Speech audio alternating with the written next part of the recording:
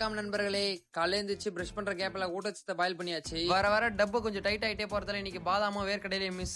அந்த டிப்ரெஷன்ல இன்னைக்கு சோகமா ட்ரெஸ் பண்ணிட்டு ஒர்க்கு கிளம்பியாச்சு.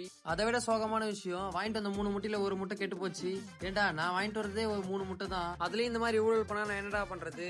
சரி வேற வழி இல்லாம இன்னைக்கு கொஞ்சம் இரும்பு சேர்த்துட்டேன் கூட. அதான் இரும்பு மீன்ஸ் முருங்கைக்கீரை பொரியல். அதே டிப்ரெஷன்லயே சாப்பிட்டுட்டு ஒர்க்கு கிளம்பி போயாச்சு. இன்னைக்கு நம்ம ஓனர் லேட்டா வந்த காரணத்தால கடையை நம்ம தான் ஓபன் பண்ணோம். ஓபன் பண்ண உடனே ஓதவத்தெல்லாம் ஏத்திட்டு பல மணி நேரம் கழித்து நம்ம ஓனர் வந்த பிறகு ஒர்க்கு கிளம்பியாச்சு. இன்னைக்கு இந்த இண்டோர் மட்டும் கழட்டி வேற இடத்துல ரீஇன்ஸ்டாலேஷன் பண்ண போறோம். போயிட்டு கேஸ் லாக் பண்ணிட்டு நெட்டை கழட்டி விட்டுட்டு இண்டோரை தனியா எடுத்து வச்சாச்சு. அப்புறம் ரீஇன்ஸ்டாலேஷன் பண்ற இடத்துல மார்க் பண்ணி ஹோல்ஸ் எல்லாம் போட ஸ்டார்ட் பண்ணியாச்சு. அப்புறம் பிளேட் அடிச்சுட்டு ஏசியை ஃபிட் பண்ணிட்டு பேக் சைடு போயாச்சு. போயிட்டு அவுட்டோர் நெட் இண்டோர் நெட் எல்லாம் டைட் பண்ணியாச்சு.